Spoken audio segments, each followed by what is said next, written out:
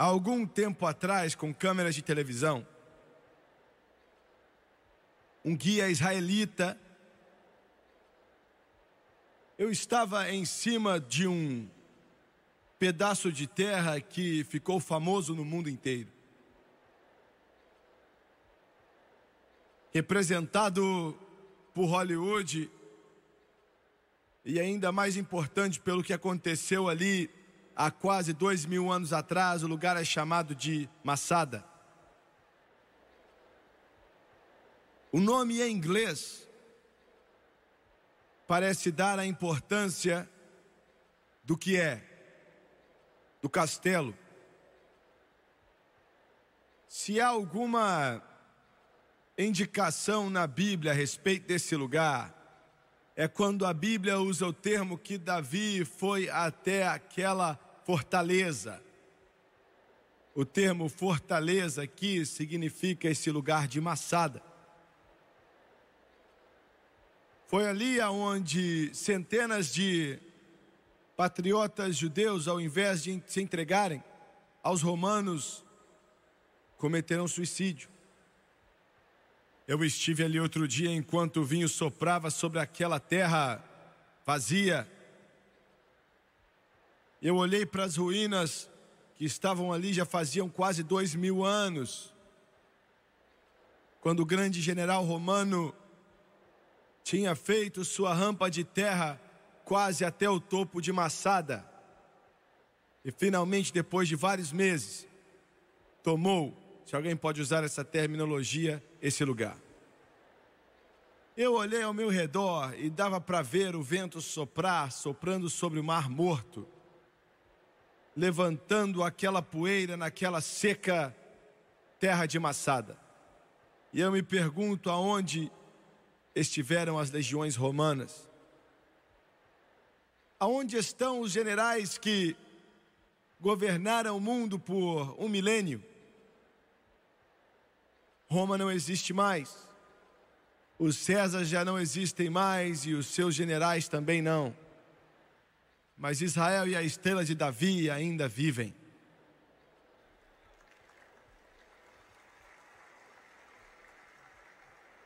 Eu olhei para aquela paisagem e vi a água, muitos pés acima do nível do mar, perdido em meus pensamentos. A maioria dos estudiosos bíblicos pensam que Sodoma e Gomorra ficavam no fim do Mar Vermelho, aonde era uma planície muito bonita e cheia de verde. Eles acreditam que aquele vale que agora é seco e agora é infértil, que um dia foi bem verde, quando o vento quente e a chuva caía, aquele era o lugar mais bonito do mundo. Há uma possibilidade que no auge de Sodoma e Gomorra eram as melhores cidades da civilização. Há uma possibilidade que essas cidades eram a coroa das tentativas do homem de construir e de plantar e de prosperar. E se essas cidades estivessem no lado sul do Mar Vermelho, e se aquele chão já esteve fértil e com todo tipo de plantas, e eu comecei a meditar sobre aquilo, meus pensamentos voltaram a quase 4000 anos atrás. Independente de um verdadeiro jardim do Éden que pode ter existido ali, apesar de riquezas e prosperidade que vão além da imaginação, o mal cresceu tanto ali, tão terrível, tão depravado, tão mau, tão sujo, tão podre, tão degenerado,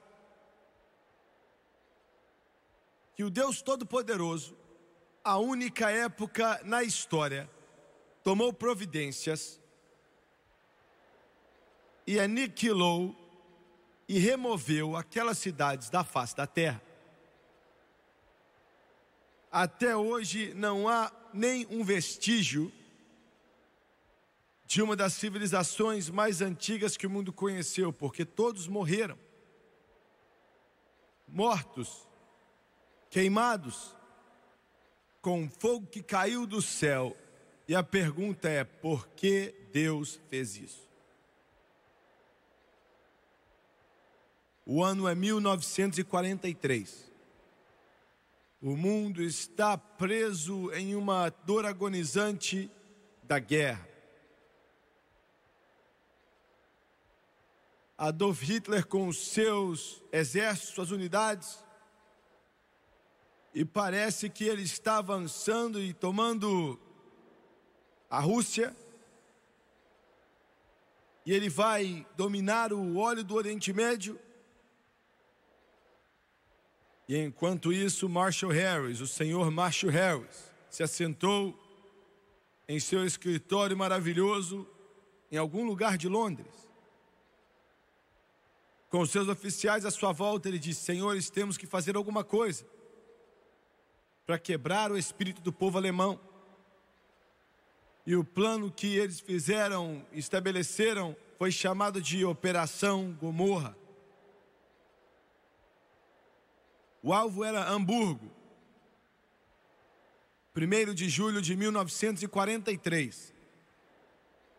Quase 1.200 grandes aviões Lancaster cheios de bombas estavam com bombas letais para destruir, saindo de todas as pistas de voo da Inglaterra. Hamburgo era uma cidade do tamanho de Boston, Massachusetts. Uma população de mais de 2 milhões, praticamente ilesa, mas ainda assim em meio à guerra. Era o centro de cultura e arte e educação para a Alemanha nazista. Alguns dos museus mais antigos do mundo estavam em Hamburgo. Enquanto aquelas bombas, aquele bombardeio apareceu naquela cidade, os interruptores foram ligados e as bombas foram lançadas. Centenas de milhares de bombas incendiárias vibraram em direção de Hamburgo. Naquela noite, quase 1.500 aviões B-17 saíram da Inglaterra e foram a caminho do Lancaster e deixaram suas bombas ali. Antes daquele inferno acabar, quase que 10.000 bombas apareceram em Hamburgo e foi chamado de a noite que Hamburgo morreu. Os ventos sopravam chamas num ritmo forte. Começaram a levantar a 35 pés no céu. Temperaturas de 1.500 graus Fahrenheit, derretendo quase que tudo ali dentro. Criou uma força de um furacão que começou a puxar todo o ar daquelas áreas em volta. Centenas de milhares, ou devo dizer dezenas de milhares de alemães entraram ali no seu abrigo. Nem um deles sobreviveu. Nenhum. Todos foram assados, assim como uma galinha é assada num forno. Mais de 100.000 seres humanos morreram naquela semana terrível, cheia de morte e destruição. E o que caracterizou a memória da noite que Hamburgo morreu foram as milhares de marcas estranhas nas ruas e nas calçadas que não podiam ser explicadas. E eles finalmente descobrindo que aqueles ventos explodindo a mais de 150 km por hora, criados pela força de sucção daquele inferno, chupou os seres humanos em direção ao seu meio. E eles tinham que abrir mão dos postes ou do que eles estavam se segurando. E eles eram arremessados no chão e os dedos deles tentavam agarrar o concreto e deixavam rastro de sangue como a carne foi arrancada, e eles foram sugados para a conflagração e morreram. O Todo-Poderoso Deus soltou seu julgamento sobre uma nação que tinha virado as costas para Deus, debaixo da direção de um monstro pelo nome de Adolf Hitler, se envolvendo com o terrível holocausto que produziu as Treblinkas e os Auschwitz.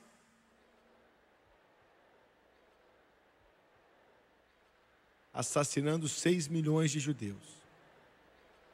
E lançou o mundo em uma guerra. E eu faço a pergunta nessa noite. Pensamos em Sodoma e Gomorra. Pensamos no Deus Todo-Poderoso que se assenta no céu. E nos fazemos a pergunta: por que ele tomou essa atitude que fez com que todo ser humano fosse perdido? Por que ele permitiu que a Alemanha nazista fosse queimada?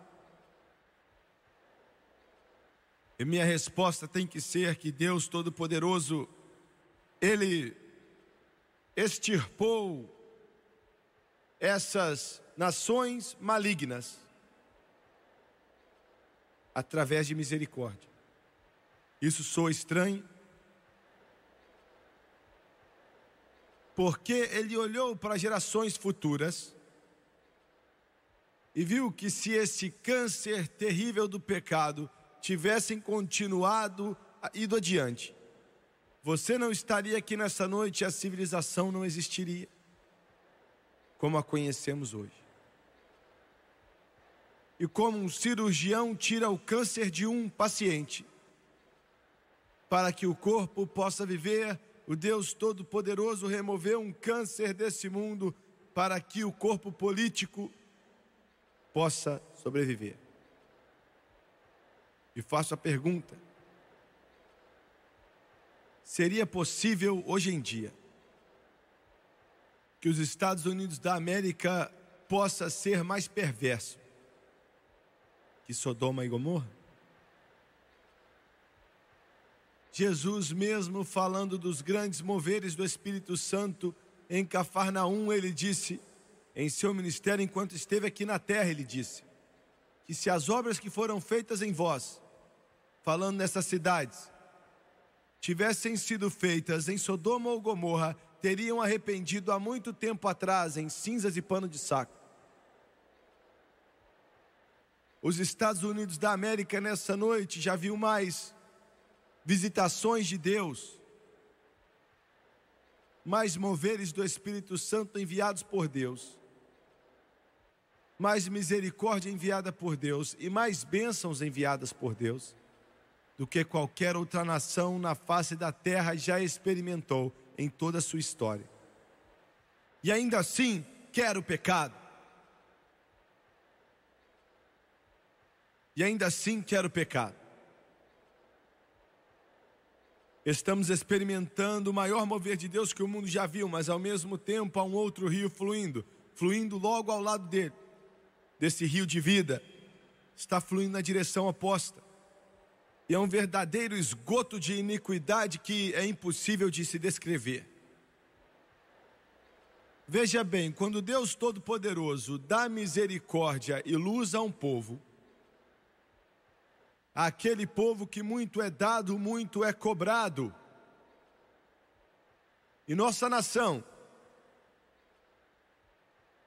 hoje está ficando cada vez mais e cada vez mais e cada vez mais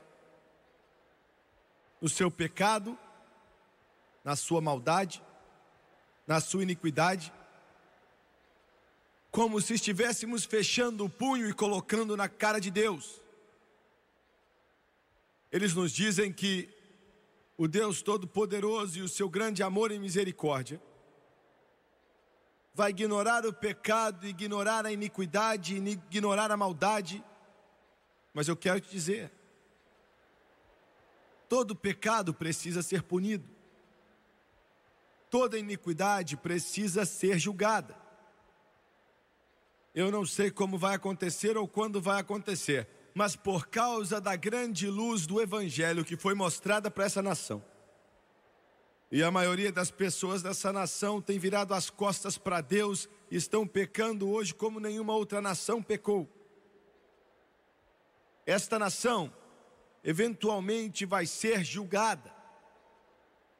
Eu não sei como vai ser. Eu oro para que você nunca veja. Mas escreva o que eu estou dizendo: os Estados Unidos da América vai ser julgado. No livro de Isaías,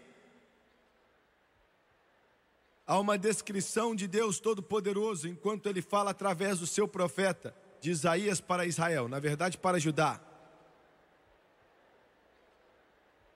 E alguns podem dizer: Jimmy Swaggart, não há outra nação na face da terra que pode substituir os Estados Unidos. Verdade?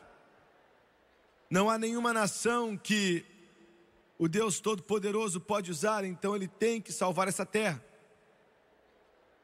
Ele tem que salvar porque nenhuma outra pode ser usada. Ele tem que salvar porque esse é o único bastão de liberdade no mundo hoje em dia, que leva o nome de Jesus Cristo, como fazemos. Mas eu quero te lembrar, Deus não pode ignorar o pecado. E essa nação não é a África, não são as florestas da América do Sul. É a nação mais cheia de cultura, cheia de educação na face dessa terra, que conhece mais do Evangelho, que conhece mais da palavra de Deus, que conhece mais das bênçãos de Deus do que qualquer outro povo já conheceu na história.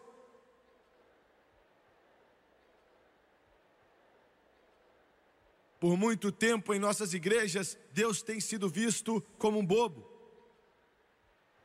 Ele tem sido visto como um Papai Noel glorificado. Ele tem sido visto como se fosse um gênio da lâmpada santo.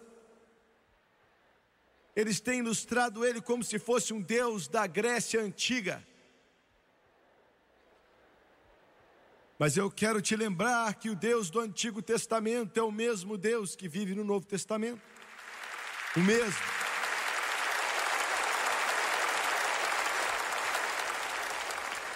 E Deus não pode ignorar o pecado, Deus não pode ignorar a maldade, Deus não pode ignorar a blasfêmia. Isso vai ter que ser prestado conta.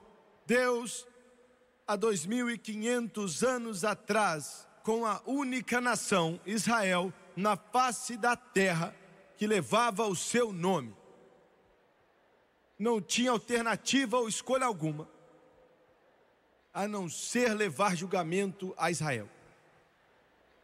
Por causa da maldade, por causa do pecado.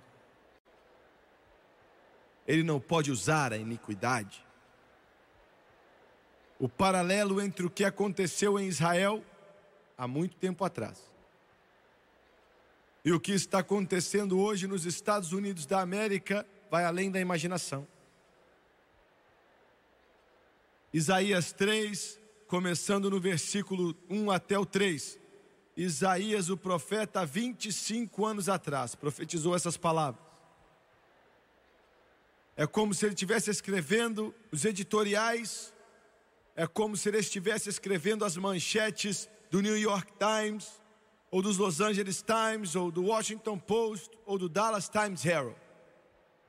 Ele disse: porque eis que o Senhor dos exércitos, tirará de Jerusalém e de Judá o sustento e o apoio. Olha a terminologia, ele vai tirar todo o sustento de pão e ao sustento de água. Ele vai remover o poderoso, o homem de guerra, o juiz, o profeta, o adivinho, o ancião, o capitão de 50 e homem respeitável, e o conselheiro, e o sábio entre os artífices, e o eloquente orador. Vão ser removidos. O que ele estava dizendo aqui é o seguinte: Israel ia ficar sem líder nenhum. Israel ia ficar sem homem nenhum. O que você quer dizer com isso? Tinham muitos homens ali? Sim, haviam machos ali. Mas há uma diferença entre machos e homens. Entendeu?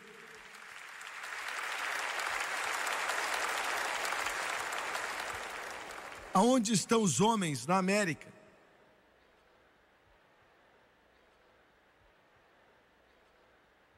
Talvez eu soe antiquado, mas qual é a descrição de um homem? A sociedade moderna fez o seu melhor para promover o símbolo unissex. O homem parece a mulher e a mulher parece o homem. Isso é pecado. É pecado. É perversão. Cheira mal nas narinas do Deus Todo-Poderoso. E o Deus Todo-Poderoso está assistindo e observando esse pecado. Homens, machos. O que constitui um homem?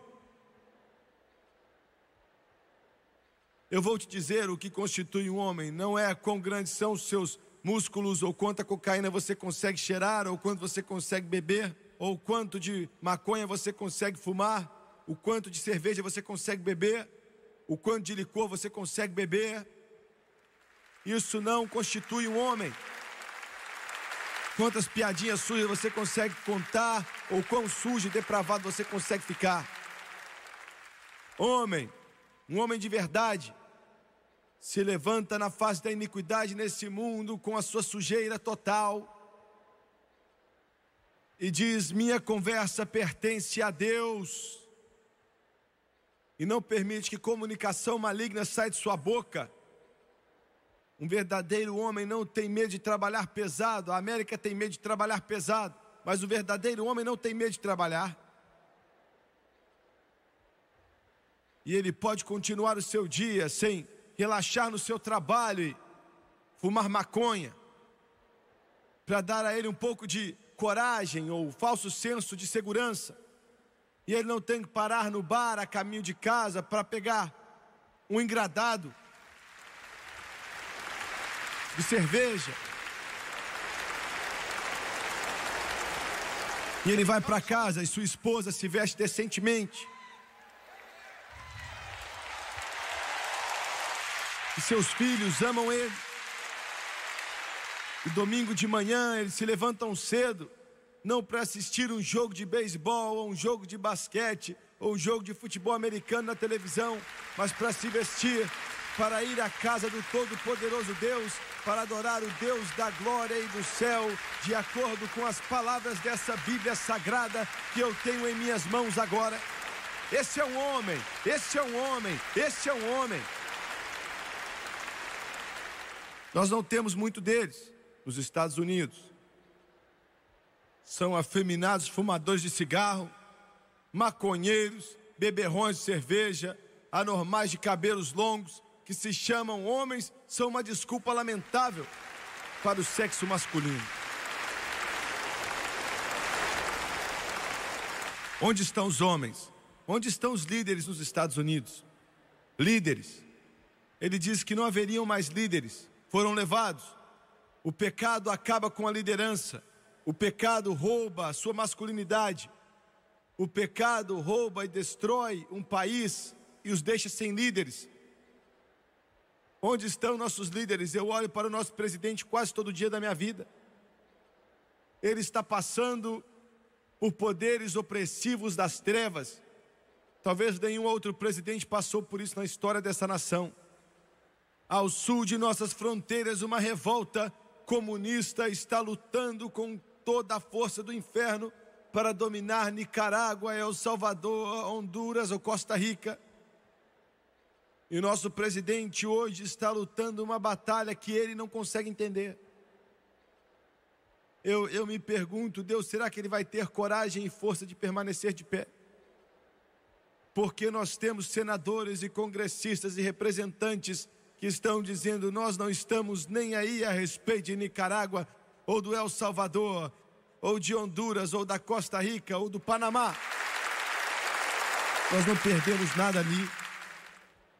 Nesse exato momento, enquanto senadores e congressistas e representantes agora estão argumentando, são os comunistas que estão em Nicarágua.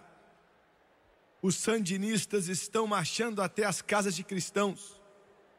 Estão perguntando a eles: você é por nós ou contra nós? E quando os cristãos dizem: estamos servindo a Jesus Cristo, eles pegam um grande pincel, colocam em um grande balde vermelho e jogam na parede e dizem: nós vamos matar você. Os sandinistas já se gabam: somos marxistas, leninistas, comunistas. E eles se gabaram: vamos fechar toda a igreja e assassinar todo cristão. Podemos nos assentar aqui nos Estados Unidos e dizer que não estamos nem aí. Ore pelo seu presidente. E ore por aqueles socialistas sem Deus, aqueles liberais, para que eles venham a ter coragem suficiente de se levantar contra a escuridão totalitária do comunismo. A igreja de Jesus Cristo está crescendo hoje na América Central como nunca antes. Eles estão sendo construídas e cheias da sua capacidade total, e Satanás está tentando acabar com isso. Não é somente um conflito político ou um conflito militar, é um conflito espiritual também. Essa é a razão verdadeira, um conflito espiritual. Peça a Deus para dar ao seu presidente a coragem e a integridade de se levantar e dizer: nós vamos fazer o que nós tivermos que fazer para tirar os comunistas da América Central, para que aqueles países possam conhecer a liberdade e a democracia e que possam adorar a Deus, assim como podemos adorar a Deus aqui agora, nos Estados Unidos da América. Alguns de vocês me assistindo pela televisão dizem: Jimmy Swaggart, eu não estou nem aí para isso. É melhor você ficar. É melhor você ficar. Você diz: eu não quero que o dinheiro do meu imposto vai comprar armas lá para tirar algum governo comunista. É melhor você ficar interessado, porque eu quero te lembrar que depois vai vir o El Paso, depois vai vir Tucson, eu quero te lembrar que depois é Denver, eu quero te lembrar que depois é Nova Orleans. Precisamos de líderes. Líderes. Onde estão os MacArthurs hoje em dia? Eu estive no corregedor aonde ele andou através daquelas águas sujas, porque ele fez uma promessa para o povo filipino: nós vamos voltar. Deus nos dê MacArthurs, Deus nos dê Eisenhowers, Deus nos dê homens que vão se levantar hoje em dia, líderes que se levantam por algo. Onde estão os líderes?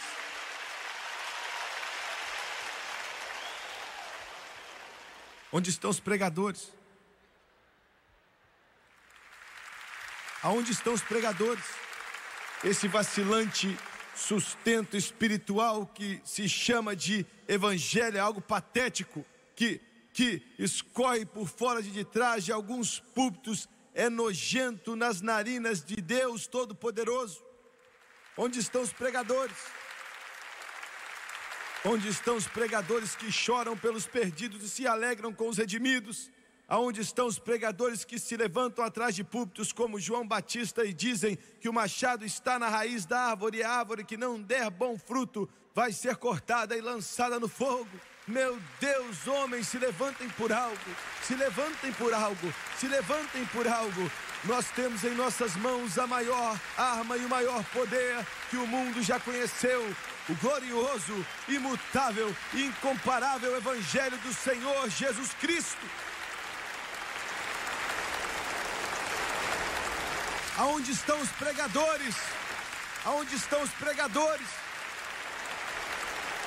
Aonde estão os pregadores que não têm medo de chamar o pecado de pecado?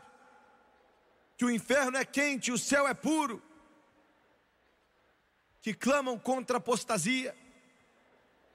Aonde estão os Jeremias e os Isaías? Essa nação vai para o inferno de cabeça para baixo, a não ser que nossas igrejas e o púlpito seja avivado, a não ser que nossos pregadores possam sair do campo de golfe, tira eles da pista de boliche, coloca eles no lugar de oração, desliga a televisão e o telefone e faça com que eles deitem no chão diante de Deus e com que lágrimas rolem no seu rosto, até que eles vejam Jesus e Ele crucificado, e o poder de Deus, através do poder do Espírito Santo, venha encher a alma deles, e eles venham atrás de um púlpito, e eles venham dizer: assim diz o Senhor.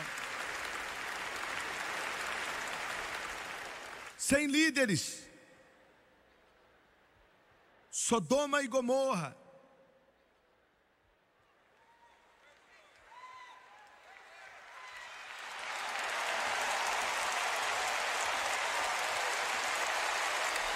Isaías 3:5. E o povo será oprimido, um será contra o outro, e cada um contra o seu próximo. Anarquia sem lei. É como se Isaías estivesse falando da América. Anarquia. Há pouco tempo atrás, a maravilhosa ACLU,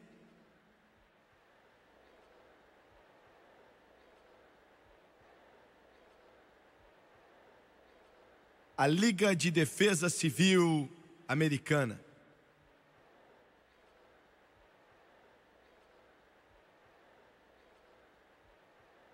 tinha que ser chamado de Liga Criminosa Americana. Processou o presidente Reagan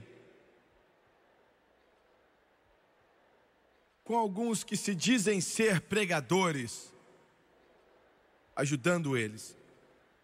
Pregadores porque o presidente Reagan declarou 1983 como o ano da Bíblia.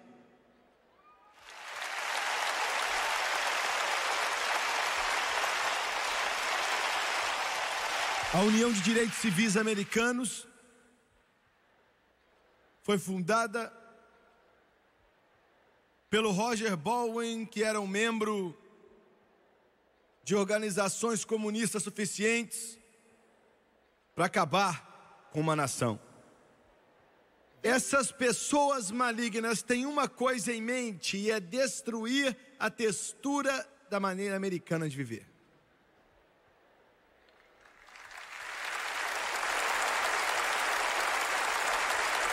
Eu quero que você, pela televisão, olhe para mim. Alguns de vocês, repórteres que podem estar assistindo, foram para a cama bêbados, estão com ressaca. Você se levantou com a cabeça doendo demais, e você foi cambaleando, ligou o televisor, e agora você está sentado na sua cama pedindo ajuda porque esse pregador está na TV. E sua cabeça está doendo tanto que você não tem vontade de desligar. Eu quero que você saiba de algo. Você pode escrever essa sua mentirada, esse lixo que você escreve, essa enganação que você escreve, que é uma desgraça nos olhos do Todo-Poderoso Deus. Mas a maneira americana de vida se encontra nessa Bíblia que eu tenho em minhas mãos nessa noite.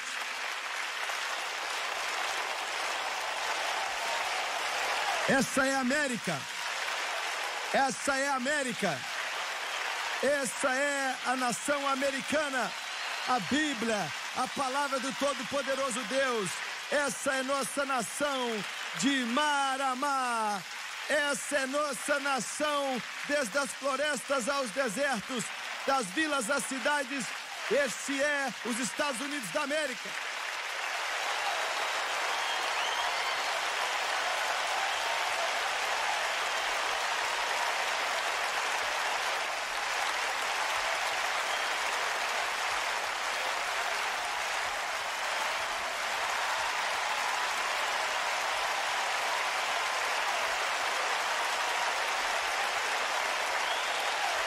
Isso, a palavra de Deus Todo-Poderoso. E eu quero te dizer, rapaz da ACLU, eu quero dizer para todos vocês, estou cansado de algumas coisas. Estou cansado de algumas coisas. Estou cansado de cortes supremas que não podem definir pornografia.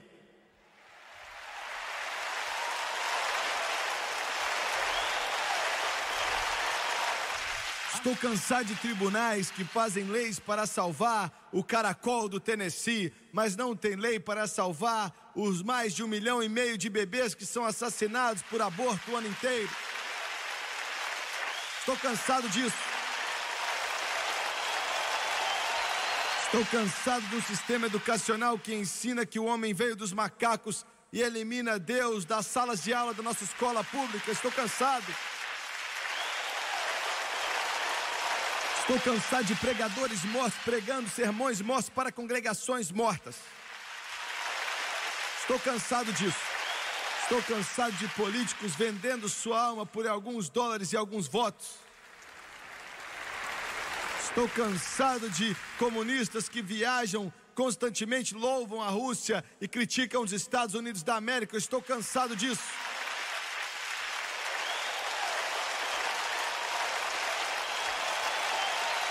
Estou cansado disso. Eu estou cansado desses roqueiros que tomam pílula, fumam cigarro, cheiram cocaína, bebem cerveja, deixam o cabelo crescer, que são considerados exemplo para os nossos jovens. Estou cansado disso.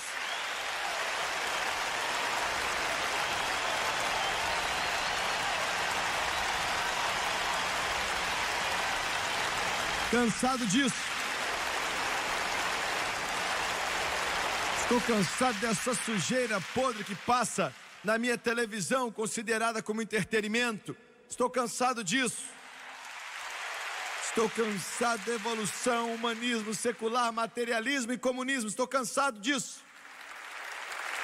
Estou cansado do grande Estados Unidos da América tomando tapa por todo tipo de ditador que aparece na face dessa terra, enquanto nós cruzamos os braços e pedimos desculpa para os Comines, os Gadafis e os Castros. Eu já cansei disso.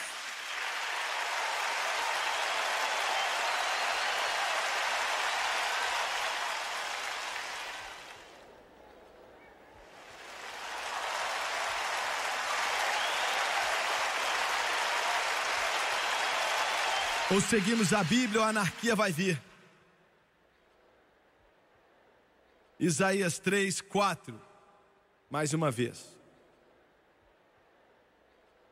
Eu quero ler a última parte de Isaías 3:5. O menino se atreverá contra o ancião e o vil contra o nobre. Os idosos são desconsiderados nos Estados Unidos hoje. Tinha que ser a melhor época da vida deles. Mas eu tenho uma notícia para você. Eu tenho uma notícia para você, vocês que andam na dignidade e na experiência e na sabedoria de anos. O humanismo secular encontrou uma resposta para o seu problema. É chamado de eutanásia. Eles colocam uma agulha na sua veia e você dorme, mas não acorda mais. É isso que o inferno tem para você. É isso que Deus disse: Israel tinha chegado a esse ponto, sem respeito pelos mais velhos, desconsiderando os mais velhos. Isaías 3:9. O aspecto do seu rosto testifica contra eles e publicam os seus pecados como Sodoma, não os dissimulam. Declaram seu pecado como Sodoma, não os dissimulam. Ai da sua alma, porque fazem mal a si mesmos. A América está a caminho nessa noite de pecar sem se envergonhar. Ninguém se envergonha mais. O que você está dizendo, Jimmy Swagger? Eu estou dizendo assim: se você dá valor à sua alma, e você dá valor ao céu, e você dá valor à eternidade, e você dá valor a qualquer amor por Deus que você tenha, minha Bíblia diz: saia de dentro deles e seja separado, diz o Senhor dos Exércitos, e se separe daquilo que é ruim, e eu vou receber você para mim mesmo. Pecando sem se envergonhar, pecando sem querer saber. 1,5 milhão de bebês são assassinados todos os anos. 1,5 milhão. Chamando de aborto, mas é assassinato. Você pode falar do jeito que você quiser, mas para mim e na mente de Deus isso é assassinato. Assassinato. Assassinato. Eu quero te dizer, médicos, um dia vocês vão ter que responder a Deus por isso. Enfermeiras, vocês vão ter que responder a Deus. Políticos, um dia você vai ter que responder a Deus. Legisladores, um dia você vai ter que responder a Deus. Juiz, um dia você vai ter que responder a Deus por isso.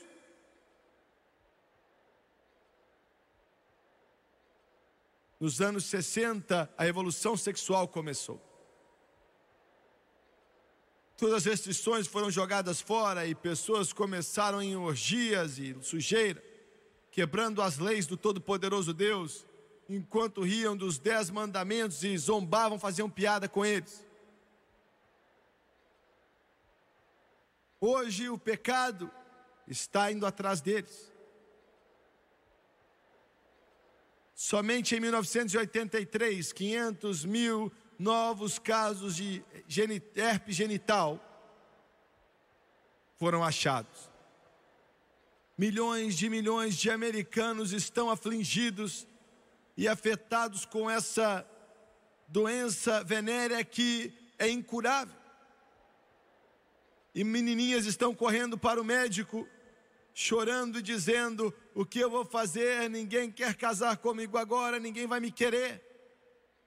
Quando Deus diz em sua palavra para não fazermos alguma coisa, jovens, Ele não está tentando manter algo bom de você. Ele está dizendo: vocês não devem por um propósito e com uma razão.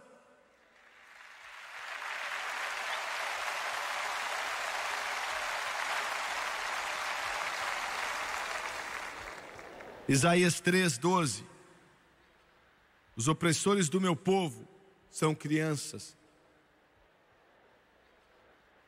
Delinquente juvenil, mas não posso culpar as crianças.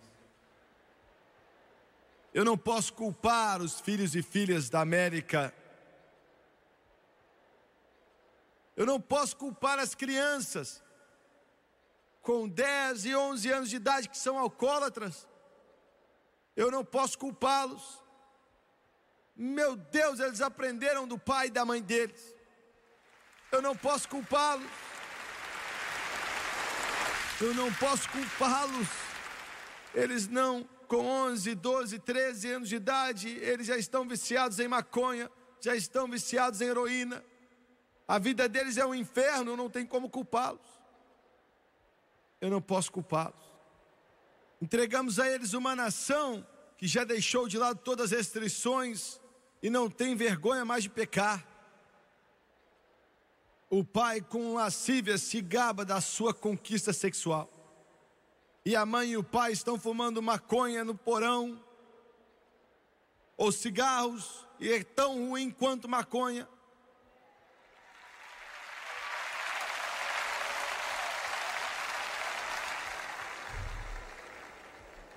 Bebendo tanto álcool para afogar a nação.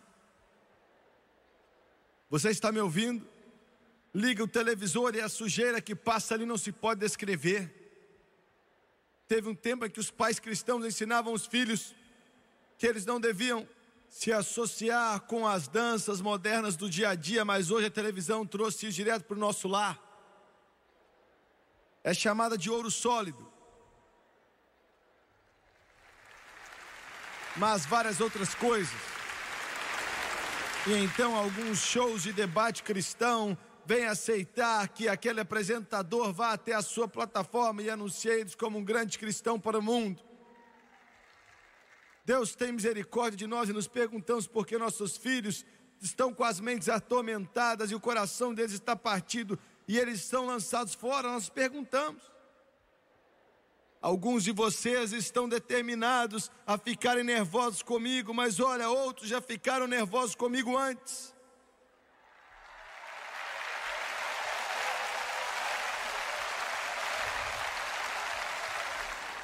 A única coisa que vai manter nossos filhos, a única coisa que vai manter nossos meninos, nossas meninas, suas igrejas têm que fazer tudo que você pode para dar a eles um entretenimento limpo e puro, mas times de basquete não são suficientes, times de softball não são suficientes, entretenimento não é suficiente. A única coisa que vai mantê-los fora, afastados de uma geração impura, é um avivamento do Espírito Santo no coração e nas vidas que vai fluir no coração e na vida de adolescentes, e que vai promover o Jesus que você conhece nessa noite.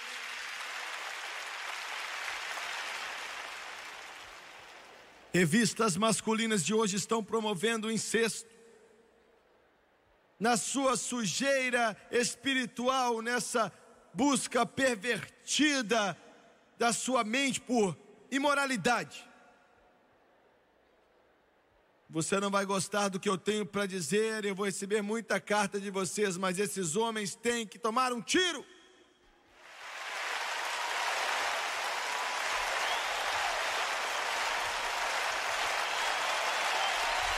Estou falando sério. Estou falando sério.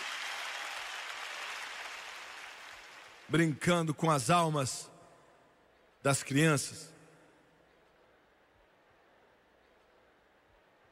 Crianças crescendo sem Deus, são criados por cerveja e televisão e nos perguntamos por que são como são.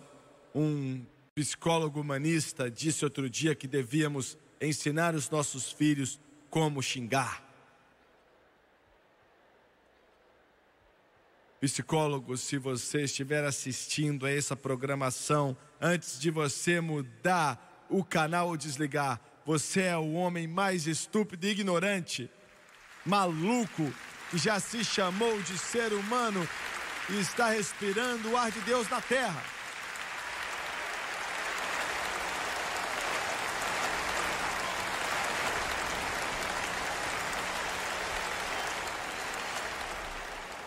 Por último,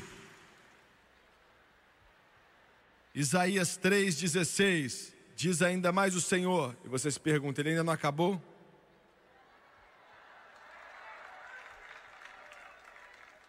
Porquanto as filhas de Sião se exaltam e andam com o pescoço erguido, lançando olhares impudentes, e quando andam caminham afetadamente, fazendo um tilindar com os pés. Mulheres dominadoras. ERA.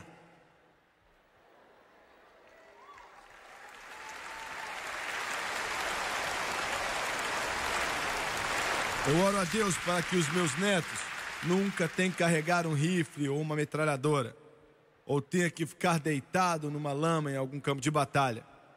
Mas se fizerem isso, eu oro para que sua filha não esteja ao lado deles.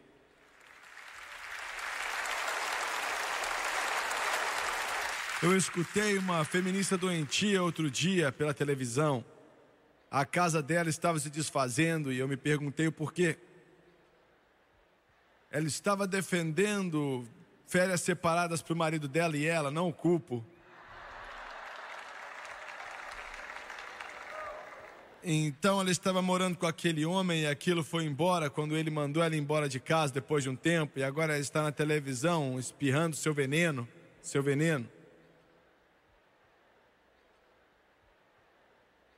Eu quero falar sério com vocês. Senhoras, é um privilégio ser mulher.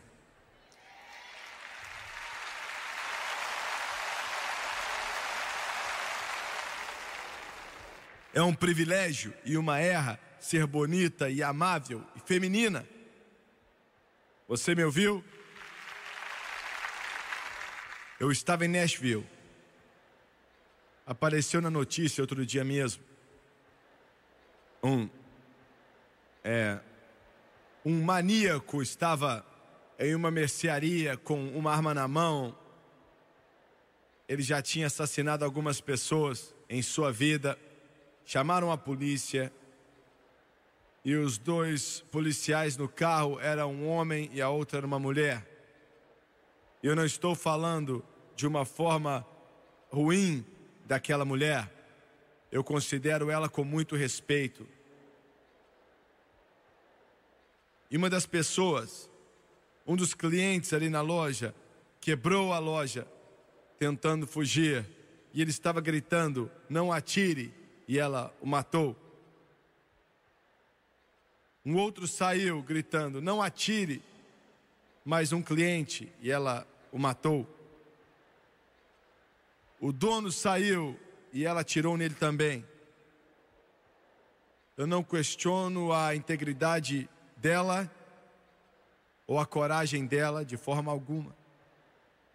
Mas eu digo que Quem assassinou aqueles 2 homens e deixou o terceiro ferido não foi aquela mulher. Foram nossas leis ridículas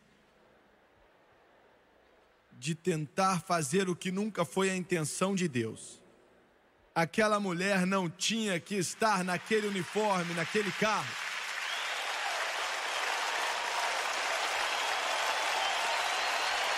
Eu não culpo ela, eu culpo aqueles que pensam que sabem mais do que Deus. Senhora, falar palavrão não te faz mais inteligente. Ser vulgar e vil, isso não quer dizer nada para você. Nada. Minha mãe era uma senhorita. Nunca ouvi um só palavrão sair da boca dela. Nunca vi ela fumando um só cigarro. Nunca vi ela contar uma piada suja. Me ensinou os rudimentos dessa palavra e ela era uma mulher. América. A América está no mesmo estado que Israel estava há 2.500 anos atrás. Israel foi condenado. Nessa noite eu termino. Te levo de volta a 1941. Era uma igrejinha. Não cabia nem 100 pessoas. Um pregador subiu ali no púlpito, abriu a Bíblia, pregou uma mensagem simples.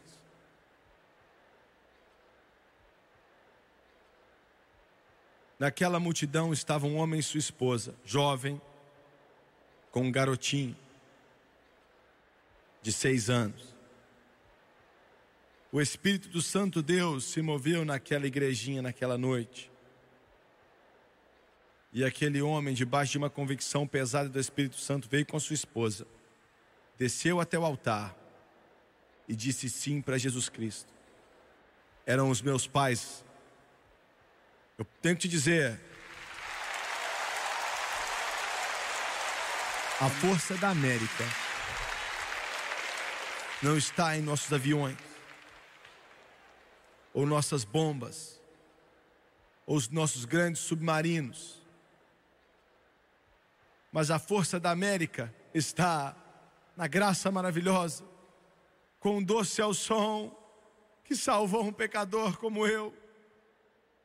Está na rude cruz, onde um dia eu vi meus pecados. Está em Deus. Como eu disse ontem à noite, nós vamos ser governados por Deus, ou vamos ser governados por tiranos. Abaixe sua cabeça, por favor.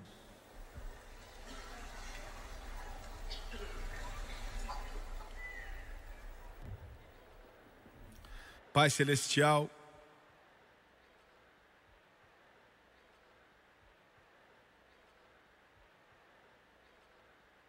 eu te peço, envia o avivamento. Envia o avivamento, Deus, que nos leve para casa. Que venha nos colocar de joelhos e diante do Senhor, nos dê avivamento. Nos dê avivamento que traga os nossos filhos de volta para Jesus. Que venha colocar um fogo do Espírito Santo no coração dos pastores. Nos dê avivamento. Nos ajude a voltar para casa e sair de todo o pecado que nos embaraça. Ajude a América a acordar, Senhor. Ajude a América a acordar antes que seja tarde demais. Ou vamos nos tornar outro Sodoma e Gomorra. De cabeças baixas e olhos fechados. Há uma convicção pesada do Espírito Santo aqui nesse lugar hoje. Eu não quero que ninguém se mova, a não ser que você tenha que fazer isso, por favor. Você está na presença de Deus. Deus. E Ele está chamando você para prestar contas, você dessa nação. Qual vai ser a sua resposta? O que você pode dizer quando Jesus te chama para casa?